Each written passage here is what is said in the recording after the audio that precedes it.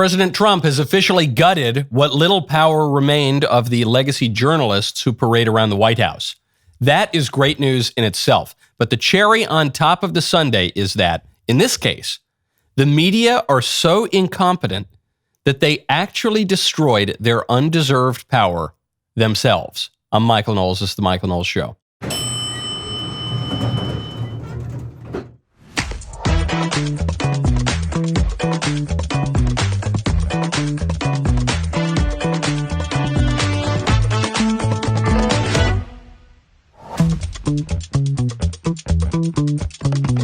Welcome back to the show.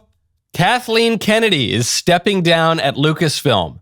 The woman who destroyed Star Wars, the Jar Jar Binks of Disney executives, is stepping down. Many are celebrating. We will get to what it means as a sign of the times. First, though, folks, let me get my lighter out. I was having a few Coca-Colas and stogies last night with a friend. So, okay, I think we still have some juice in my beautiful Mayflower Zycar single flame lighter so that I can light the Smells and Bells candle just in time for Lent. It is back. It is bigger than ever. It's literally bigger. It's just a bigger candle in this beautiful green glass holder. thecandleclub.com. We brought it back just in time for you to take advantage of our 20% off deal. It's running right now. It ends soon. Do not wait.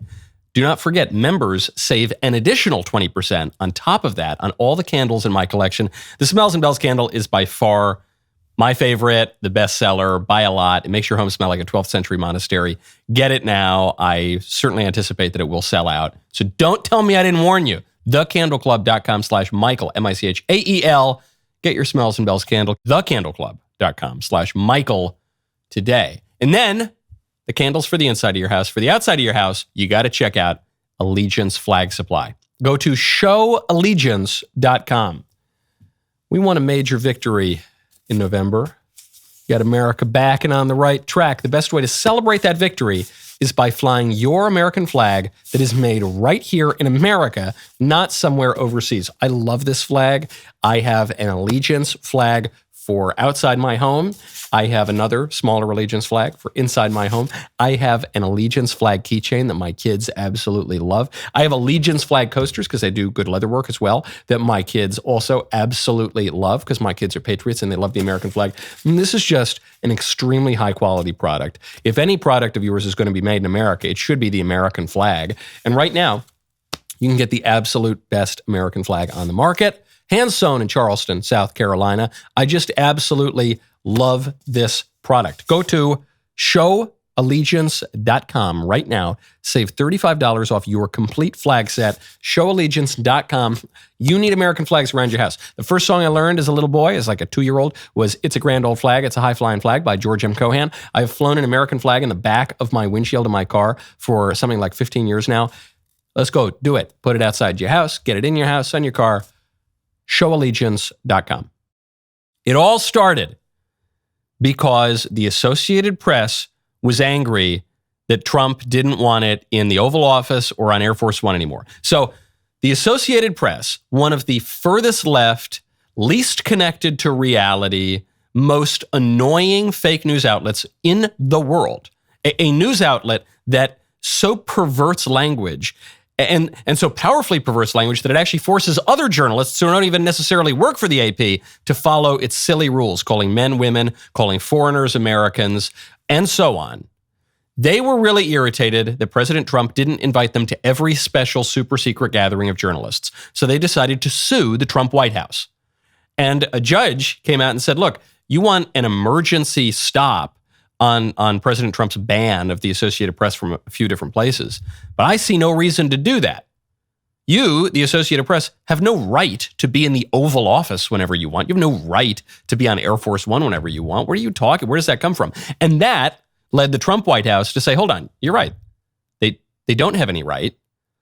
For too long, the liberal journalists have declared some sort of right to determine who is in the press room, who gets access to the president, but they really don't have any right to that. We have right to that. We're the White House. We're the ones who determine which journalists we meet with. So actually, you know what? Forget about the White House Correspondents Association. From now on, the White House press office is determining who gets in and who does not. Karoline Leavitt, press secretary to the president. Take it away.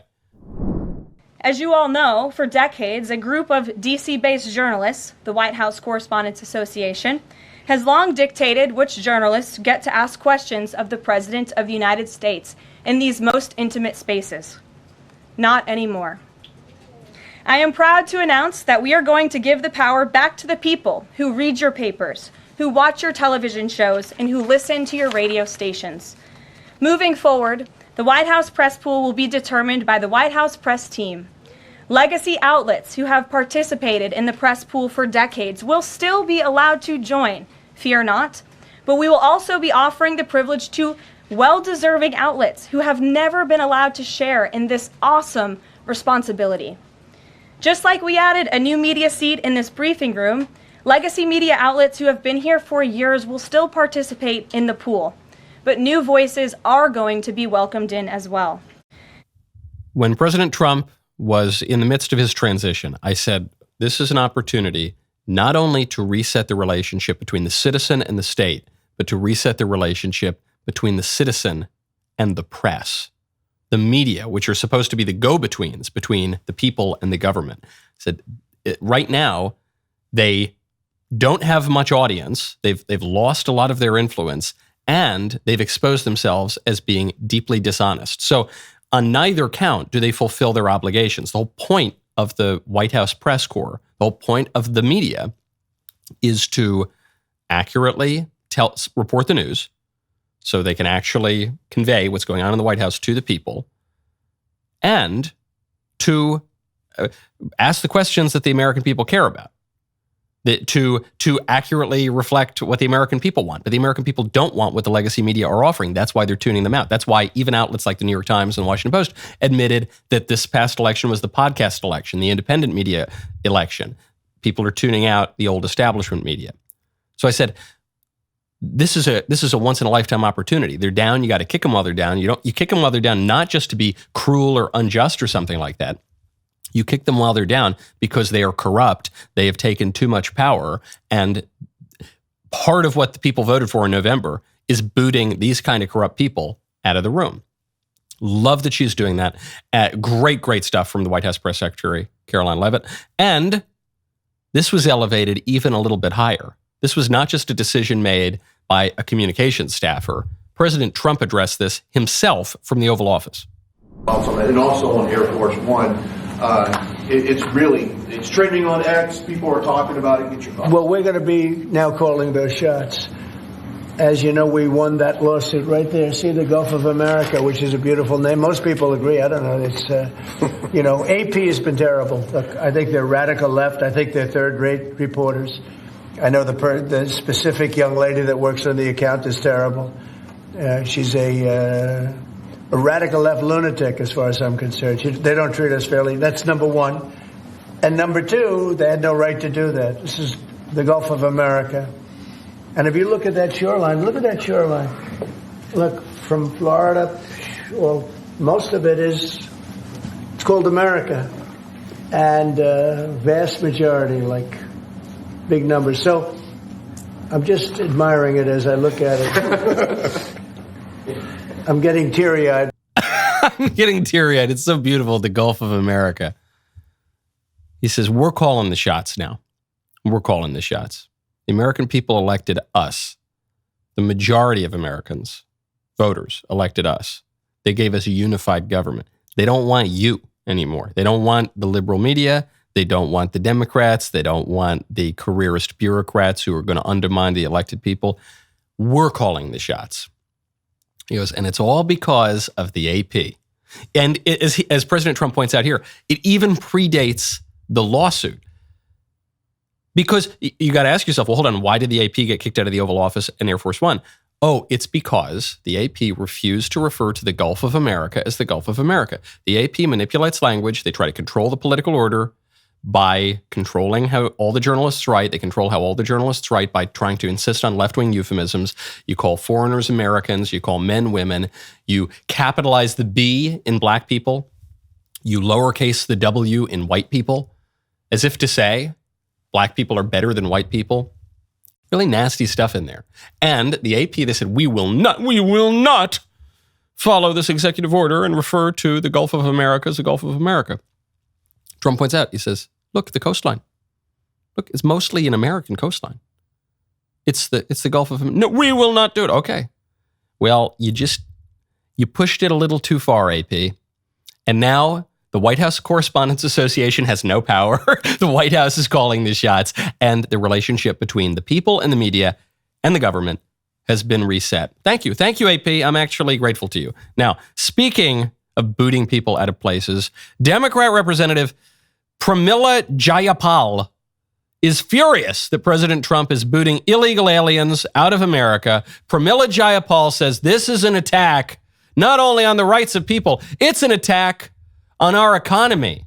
Because, and you've heard this line before, if we kick out the illegal aliens, who's going to pick our grapes? We can't let them continue their lies and their distractions. We can't let them deport the millions of families across this country who have been doing the work that keeps our economy going every day. We can't let them scapegoat and criminalize immigrants who contribute, who are our neighbors, our friends, our churchgoers, our community around us that we deeply love. Immigrants are us. Immigrants are us, and we all deserve respect and dignity. If you look at the food that's on your table, think about who picked it. If you look at your homes, think about who built them. If you look at your vulnerable elders and your kids, think about who's taking care of them. I don't think illegal aliens are doing any of that for me. Maybe some of my food, although I don't know, I got my eggs from my buddy and colleague over here. So the argument, as far as I can tell, the argument from this sitting Democrat representative is that we need a serf class of people who are paid off the books and under the minimum wage in order to pick our food and clean our toilets, which is an argument you hear from the establishment Chamber of Commerce Republican class, and increasingly you hear it from Democrats. We need a slave class that does not really have a lot of political rights in order to give us cheap labor so that we don't need to clean our own toilets or go out and pick the grapes and the cotton. Okay, so fine. What is the broad thesis from those claims? The broad thesis is, putting human rights and dignity and all the rest of it aside, that illegal aliens are good for the economy. And that just isn't true. Senator Eric Schmidt had a great point on this. He says they aren't coming here to contribute to our economy. They are illegally coming here to take from it. And Senator Schmidt has some great charts that he's posted. Here's one: welfare use based on legal status of the household. And you can see between U.S.-born, legal immigrant, and illegal immigrant, you see any welfare. People taking any welfare, 39% U.S.-born, 52% legal immigrant. That's bad. That actually gets to my point, which is that for my whole life practically, we've been given two options on immigration. The left says we need more illegal immigration. The right says we need more legal immigration. But actually, if you look at opinion polls, Gallup, Harvard, Harris, most Americans believe we need less immigration overall. And actually, when you get down into numbers, most Americans believe we need drastically less immigration, legal and illegal. And maybe that's one of the reasons why 52% legal immigrant households on welfare, 59% illegal immigrants. So by far, the illegal immigrants are most likely to make use of welfare.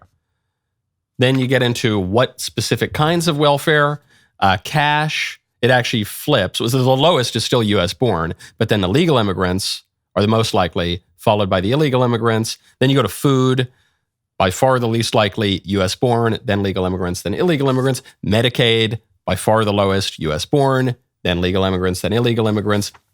Kind of levels out on housing, but there you have it. It's a drain on the economy. The Federation for American Immigration Reform, FAIR, estimates that the net annual cost to America of illegal immigration is $150.7 billion annually. That's net. So that's taking out illegal immigrants who do contribute something to the economy, but they take stuff out of the economy too. The net is they take $150.7 billion. Nate Hochman pointed out on X yesterday that deporting 10 million illegal aliens would reduce the national debt by more than $1.3 trillion, which means, as he pointed out, quite rightly, mass deportations are a fiscally conservative policy. You've heard the libs try to argue from human dignity and human rights, and the conservatives can easily knock that down. We can say, look, Fusion and Amnesty International point out that 60 to 80% of women and girls who cross that border illegally are raped or otherwise sexually assaulted on the journey. You think that's good for their dignity? You think that's good for their rights? You have to interact with criminal cartels, many of whom have face tattoos and worship Satan, in order to cross that border illegally. You think that's good for human rights and dignity? Countries have basic laws. When you violate really basic laws, you think that's good even for your dignity, and you think you have a right to that, to violate the basic laws of a country? Ridiculous. Get that out of it. Those arguments are stupid. So then the libs say, well, no, but it's just good for the economy. It's not good for the economy. It is a massive drain on the economy.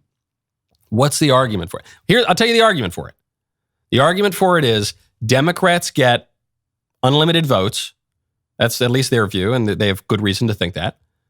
Democrats get unlimited votes, and Democrats and Chamber of Commerce Republicans get a slave class to pick the grapes and clean the toilets. That's the argument. No human dignity factors into that. No human rights factor into that. And overall to the country, no economic benefit factors into that. Now, I want to turn to living well. I want to talk to not living poorly, but living well, living good. I want to tell you about Live Good supplements.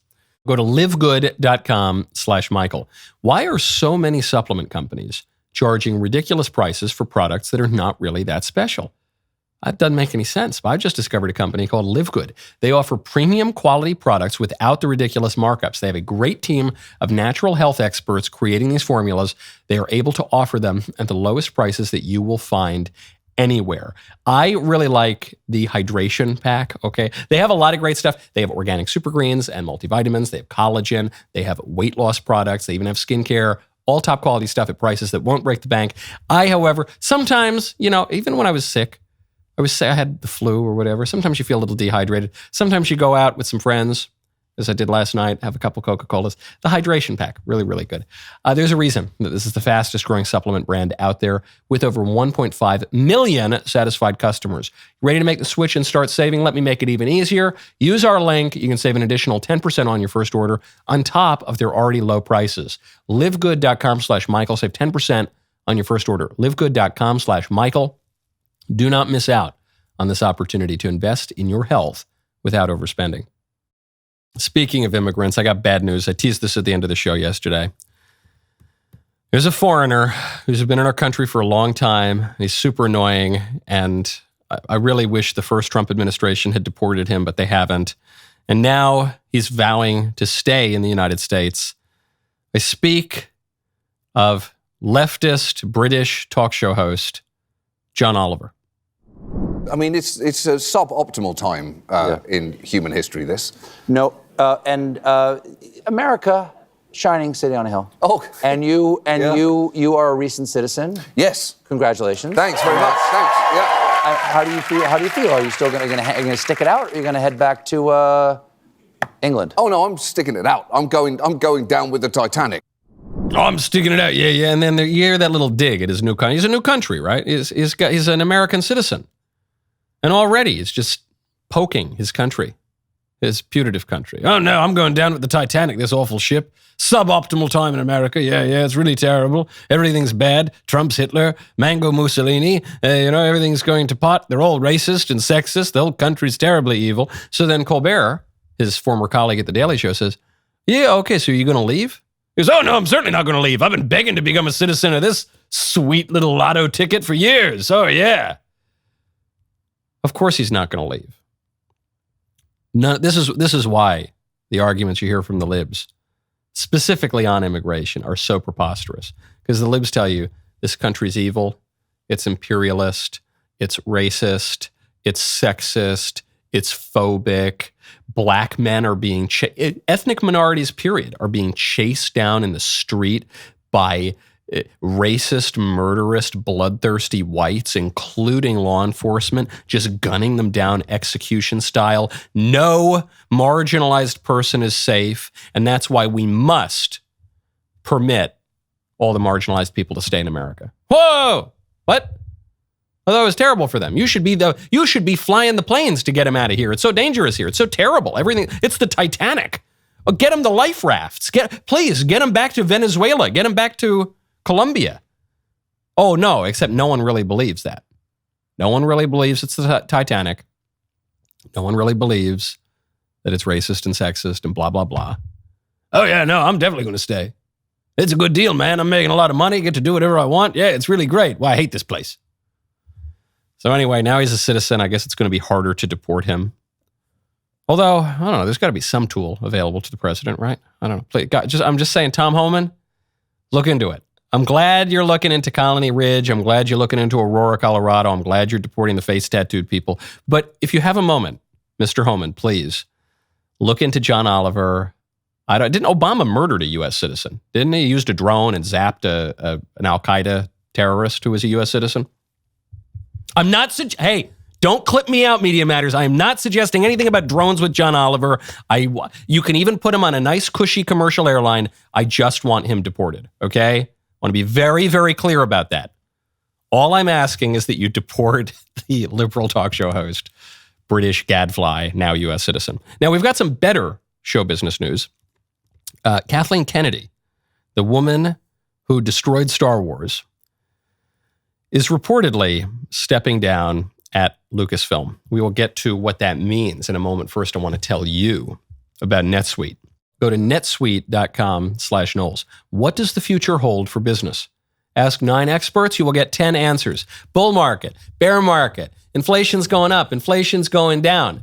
I call my financial guy sometimes to say, hey, you got to buy some of this or whatever. And then, of course, guarantee whatever that thing is starts losing for 2 weeks. Can someone please invent a crystal ball? Until then, over 38,000 businesses found a way to future-proof their operations with NetSuite by Oracle, the #1 cloud ERP. Imagine having your accounting, financial management, inventory, HR, all seamlessly integrated into one fluid platform. That is NetSuite. With this unified business management suite, you are not just juggling numbers, you are wielding a powerful tool that gives you the visibility and control to make quick, informed decisions. It's like having a map in a maze of market uncertainties. Real-time insights and forecasting? Check. It's like peering into the future with actionable data at your fingertips. Here's a game changer. You will close your books in days, not weeks. That means less time drowning in paperwork. It means more time focusing on your business because time is money, honey. Right now, download the CFO's Guide to AI and Machine Learning at netsuite.com/Knowles. The guide is free to you. netsuite.com/Knowles. NetSuite, netsuite.com/KNWLES. Kathleen Kennedy is stepping down at Star Wars. Now, I haven't paid attention to the recent Star Wars movies or Disney generally because I am an adult. But one of my producers is not an adult. That would, of course, be Professor Jacob, who's a huge Star Wars fan. So he gave me just a little refresher on how Kathleen Kennedy has destroyed Star Wars. Disney acquires Star Wars. Kathleen Kennedy comes to head it up. She then created a girl boss character, Rey, who was great at everything and could beat up men and was just totally unbelievable. Luke Skywalker takes multiple movies, like 3 movies, to figure out how to be a Jedi, but this chickie figures it out in like 2 seconds. Then she brought back Emperor Palpatine, which, according to my Zoomer associate producer, destroys Anakin Skywalker's destiny fulfillment and then lets the chickie, kill him. Spoiler alert. Then she put a lesbian kissing scene in the final installment of the trilogy, and she also put like a trans clone trooper in another one of the Star Wars shows. She created that show, The Acolyte, which has like a negative 15% score on Rotten Tomatoes, and everyone hated it. It was super lib, and it had communist lesbian witches in it. And it led Star Wars to accurately depict the Kennedy tenure at Lucasfilm in a few simple words: make it lame and put another gay diverse woman in it. Make it lame. No, what's going on with my stars? No, Kathleen Kennedy. Is there a problem, people? We were just discussing ideas of what to do with the new Prince Eric movie. Put a chick in it. Make her gay. Maybe we should go a different route than we did with Indiana Jones. Indiana Jones, put a chick in it and make her lame and gay. Sure, yeah. Well, let's try that. Again. Kathleen Kennedy is down on set right now, ruining the new Bambi movie. Put a diverse woman in it. Make it gay. Bambi's a baby deer. Baby dear, put a chick in it. Make her gay. We've sent her away to have lunch at Spago. There you are, Miss Kennedy, the linguine and clam sauce. Excuse me. I believe I asked you to put a chick in this and make her gay. Yes, the chef was a little confused what you meant by that. Means put a chick in the linguine and make her gay. And I want it lame. So that was it. That was the Kennedy tenure. Every single creative idea that came to her, she said, yeah, okay.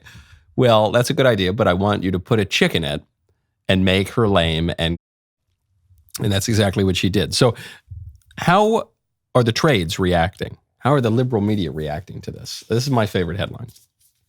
This is from IndieWire. It says, if the Kathleen Kennedy era at Lucasfilm is ending, its legacy is unfulfilled promises and unfair expectations.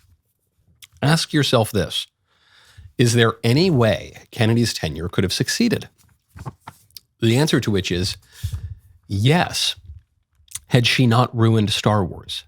Yeah, that's all she had to do. She had one of the most valuable properties in popular culture. And all she had to do was not ruin it by forcing leftism down the audience's throat. All she had to do was not insist every single time on putting a diverse woman in it and making it lame. And that's all she had to do. She could have coasted. The prequels, you know, like Jar Jar Binks and Qui-Gon Jinn and all that stuff, those were not exactly Casablanca, okay? Those weren't the greatest movies ever, but they did very, very well. They don't even have to be good movies. They just have to not be offensively bad and constantly disconnected from reality, and she couldn't do that. This woman, she became the president of Lucasfilm after the Disney acquisition in 2012. She had a long career in show business. Okay, you can't even really call her a DEI hire because she co-founded Amblin with Steven Spielberg in 1982, I think it was. But she was kind of Spielberg's assistant, and when she finally got the reins herself, she blew it. She's not exactly a DEI hire, but she sort of is. And her hiring was a sign of the times.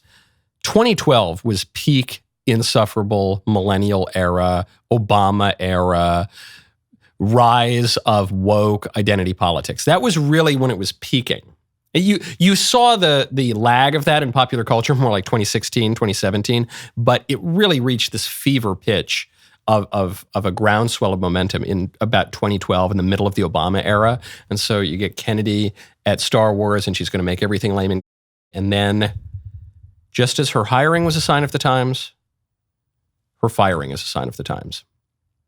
Kennedy is going out at the same time Joe Biden and Kamala Harris are going out, at the same time as the Associated Press is going out of the Oval Office, at the same time as the DEI policies are going out of corporate America, at the same time as the DEI departments are going out of universities and government agencies. It's a sign of the times. These things come in waves.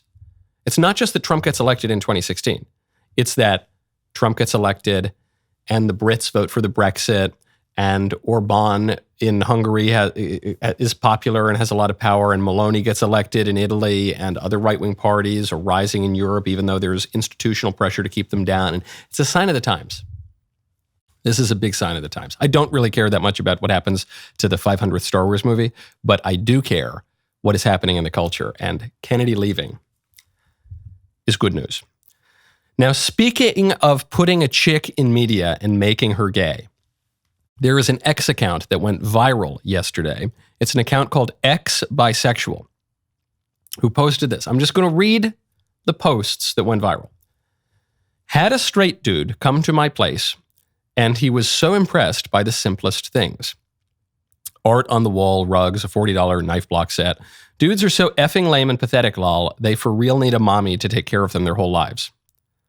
Now, this woman, she in her bio, she says she, her, or her pronouns. She's at University of California, Santa Barbara, psych and brain science. And this should be a woman who has real insight into psychology and how the brain works. She goes on, next post.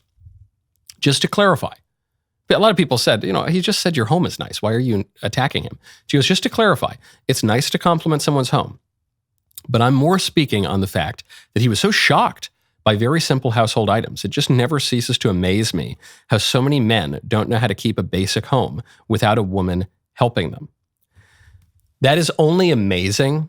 That is only surprising if you don't understand that men and women are different. And men and women have different strengths, and men and women have different inclinations.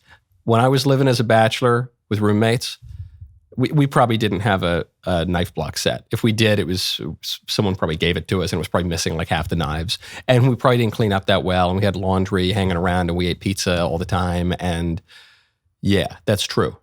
Because we didn't have a woman in the apartment. If we had a woman in the apartment, it probably would have looked nicer. We probably would have had pictures on the walls.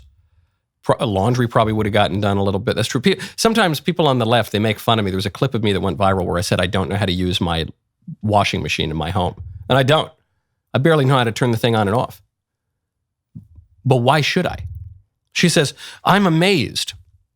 It never ceases to amaze me how so many men don't know how to keep a basic home without a woman helping them. Sure, but you could just as equally say, it never ceases to amaze me how so many women don't know how to negotiate a contract.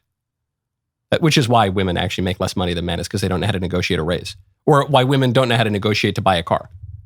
They don't know how to get the right deal. It never ceases to amaze me how women don't even know how to check their own oil. It never ceases to amaze me how women don't know how to kill a spider in the bathroom without screaming. None of that amazes me.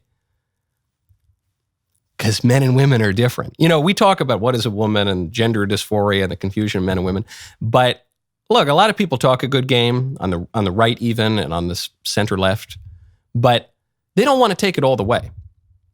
They don't want to recognize that the gender dysphoria, my friend Tim Gordon was making this point the other day, the gender dysphoria sets in the moment that you entertain any kind of feminism. So you don't have to be chopping your body parts off to be engaging in gender dysphoria. The moment that you say, I think men and women can do exactly the same things. And of course, women should be in military combat. And of course, women should be fighting fires and carrying people out over their backs. And of course, hold on, no. And of course, men should be like baking pies and doing the laundry all the time. I just don't think sometimes, but I don't think men are inclined that way. Men and women are different. The apartments of men and women living alone are going to look different. Yeah. And it's okay. It's okay for the guy to go out there and bring home the bacon and negotiate the contract and change the oil. And it's okay for the woman to bake a pie and do the laundry and make your home look really nice and put the nice pictures on the wall. It's okay. Do you really believe men and women are different? Then you should not be amazed by these things. Doesn't take a degree in psychology and brain science to know that. The question that has everyone talking right now: what did you do last week? No idea why this is causing so much drama, but fine. Here is what we did last week. The entire Daily Wire gang went back to D.C. for Backstage Live at CPAC. Ben Shapiro and Chris Rufo broke huge news when they leaked tapes exposing Department of Education contractors supporting sex tapes in schools. I faced off against 25 LGBT LMNOP trans activists in what Jubilee called their most explosive debate yet. Matt Walsh released Clearing the Air, the behind-the-scenes look at the #1 documentary of the decade, Am I Racist? And that list is just to be compliant with Doja's ask. We just want to make Elon happy. Seems simple enough. Do not miss a moment of the news, shows, and entertainment. Become a Daily Wire Plus member at dailywire.com/subscribe. My favorite comment yesterday is from Matthew Richard, 8514, who says, Joy Reid is now Black History. That's true. I guess that's right. We're in Black History Month. Joy Reid is constantly talking about race. And so I guess that's fitting. The Joy Reid Show is now officially Black History. I know people are going to say, after my rant about the ex-bisexual girl, they're going to say, but Michael, I know a man who keeps a very good home. And he's probably a homosexual, but even if he's a straight guy, you say, oh yeah, I'm sure there's some guy who's really, I actually know straight guys who keep a neat home. Sure.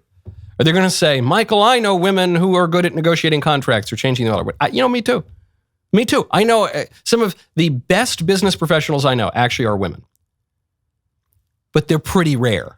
Okay, they're kind of the exception that proves the rule. All right, and if you won't even acknowledge that there is a rule, that there is a trend, that there is a pattern, then you're just denying that men and women really are. Then you're just accepting the trans ideology albeit in a more subtle way.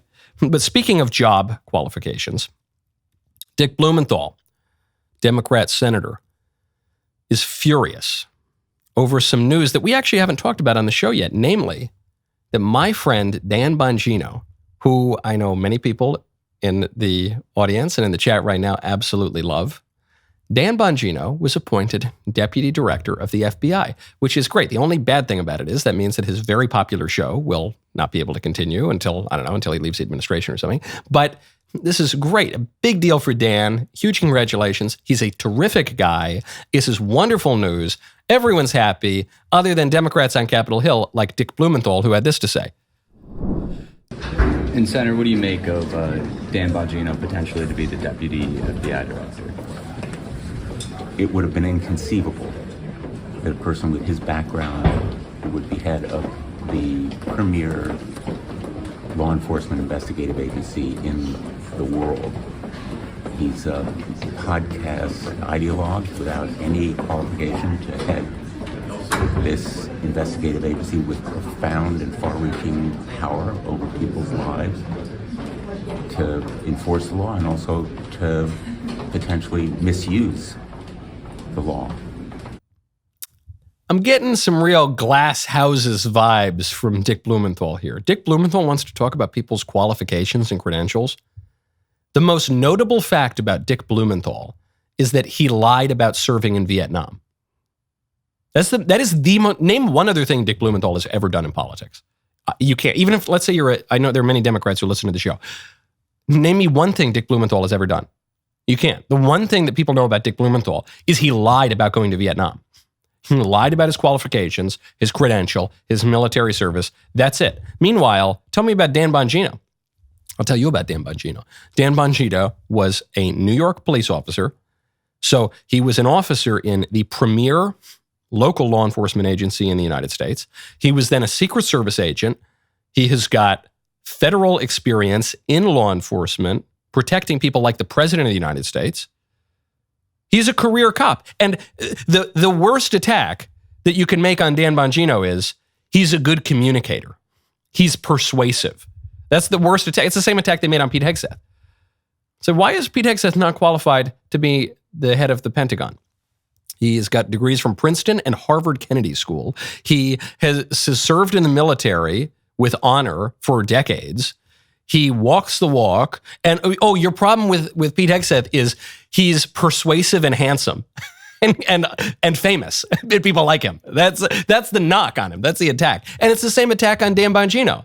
This man, he's an ideologue. Oh, hold on. What he means by ideologue is Dan Bongino has a coherent view of the world and knows what he thinks. He's on a podcast. Yeah, he's very popular. People like him, and they find him persuasive, and he's a good communicator. He's not qualified. He's not qualified. He's been in law enforcement for most of his career at very impressive levels, from the local to the federal, to the White House. Seems like he's a perfect pick. Now, Danang Dick over there, Danang Dick Blumenthal, I don't know that he's maybe he is a perfect pick for a U.S. senator, because so many members of the U.S. Senate really have no credibility or integrity. But I'll tell you one thing. You want to talk to me about integrity and credibility? Dan Bongino's got a lot more of it than old Danang Dick Blumenthal, no question about it. Now, speaking of job qualifications, many people were tagging me in a video clip last night. This video clip came from MSNBC. They were asking by someone who apparently bears a passing resemblance to me, was going off on her employer for firing Joy Reid. Here we have my Clark Kent, Rachel Maddow. There is no colleague for whom I have had more affection and more respect than Joy Reid. I love everything about her. I have learned so much from her. I have so much more to learn from her. I do not want to lose her as a colleague here at MSNBC. And personally, I think it is a bad mistake to let her walk out the door. It is not my call, and I understand that, but that's what I think. I will tell you, it is also unnerving to see that on a network where we've got two non-white hosts in primetime, both of our non-white hosts in primetime are losing their shows, as is Katie Fang on the weekend. And that feels worse than bad, no matter who replaces them. That feels indefensible, and I do not defend it. My doppelganger going to the wall over the firing of Joy Reid. This is next level stuff. You see this sometimes from MSNBC. When MSNBC hired Ronna McDaniel, you saw a bunch of the hosts on NBC attacking the network for hiring the former head of the Republican National Committee. We were not consulted. We do not support this. This person will not be on our shows. Joe Scarborough and Mika Brzezinski and all these people. We oppose what the network executives did. Okay, that's one thing. Rachel Maddow here is saying that her bosses are racist. That's what she said, which is the worst accusation on the left. Doesn't really work as much on the right anymore because they've been dishonestly calling us racist for so many decades. We just kind of brush us off. And we keep winning more racial minorities over to our side, so we forget about that. But on the left, it's still a big deal. She said, you should not have fired Joy Reid. No one watched her show, but you should have kept subsidizing this money pit anyway because, I really liked all of the vile things she was saying about men and white people and Christians. And frankly, the fact that you fired her is evidence of your racism. Got to give a hat tip to Steve Guest for finding that clip. And I got to give some applause to Rachel Maddow. I am loving this show. I'm loving it. I feel I can take some credit for it, on account of anyway, we don't need to, but you've never seen us in the same room at the same time. And this is what I want to see. I want to see the Democrat TV hosts screeching about how the Democrat TV executives are racist. I want to see the base screeching about how the Democrat Party leadership is feckless and out of touch. And I just want to see the dogfight. That's what I want to see. And that's what I am seeing on the left as things are crumbling and the people get increasingly desperate. Now, speaking of lesbians, LGBTQ identification in the United States has risen to 9.3%. Almost 1 in 10 people identifies as LGBTQ. However, when you drill down by generations, Gallup polling shows almost 1 in 4 Zoomers identifies as LGBTQ, which is actually a more conservative estimate than we saw a year or two ago from NBC, which said that almost 30% of Zoomers identified as LGBTQ. So you look at the generations. Back in the 90s, something like 1 or 2% of Americans identified as gay or lesbian. Transgenderism hadn't really been invented yet. At least it wasn't really a known thing.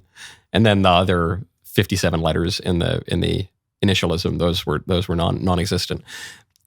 But if you look, the silent generation still identifies at about that percent, 1.8%. Even with all the propaganda, 1.8% of the silent generation, of Joe Biden's generation, identifies as LGBTQ. When you go to the boomers, it's not much higher. About 3% of boomers identify that way. Gen X, it's a little bit higher, not much. Gen X, 5.1%. Then you get to the millennials and it triples, almost. What did I tell you, though? It was when the millennials, when they really started to come of age, was like 2012, middle of the Obama era, and they all went. The millennials identify as LGBTQ at 14.2%, but they are downright repressed and straight compared to the Zoomers, who identify at 23.1%, according to Gallup. When I did my episode of Jubilee, the Surrounded show, one of the prompts that we debated was that LGBTQ identity is a social contagion. Not saying that no one is born with certain eccentric desires, not saying that, those ancient Greeks didn't get up to some weird stuff back in the days of Plato and Aristotle. Those things happened. But the LGBTQ identity would seem to be a little bit of a social contagion here. This is backed up by some science. By the way, there's a study on this in 2018. But regardless, how do you explain? How do you explain going from 1.8% to 23.1%? Of identifying as a little bit light in the loafers? Is it the microplastics? I guess that's one explanation. Is it the chemicals turning the frogs? Or is there a social aspect? It is obviously the latter, because you don't even need to become some religious fundamentalist to understand this. You can just look at basic philosophy and anthropology. Human beings are mimetic creatures. I've mentioned the thinker René Girard on the show many times. René Girard, whose central idea is mimesis, the notion that human beings get much of their behavior and even their desires by imitating others. You want the Rolex watch, not because you know anything about watchmaking, not because you want to tell the time accurately. You can tell the time more accurately with a $15 Timex watch. You want the Rolex watch because someone else that you like or admire or want to be like has the Rolex watch. That's why. You are imitating not only the behavior of that person, but even the desires of that person. We imitate each other. That's how you get that number, which is why culture, indoctrination in the schools. This is why the left wants to put in kindergarten. That's why they want to put genderqueer in elementary schools, is to cultivate these kinds of desires, because that speaks to their basic anthropology, which is that men and women aren't really different, and we can be as gods, and we can control everything, and we don't need to follow any kind of traditions or transcendent moral order, but we can recreate the whole world anew, and we can maximize our individual autonomy and all the rest. I mean, there are hours of philosophical discussion that underpin those kinds of real political actions, the drag queen story hour and all the rest of it.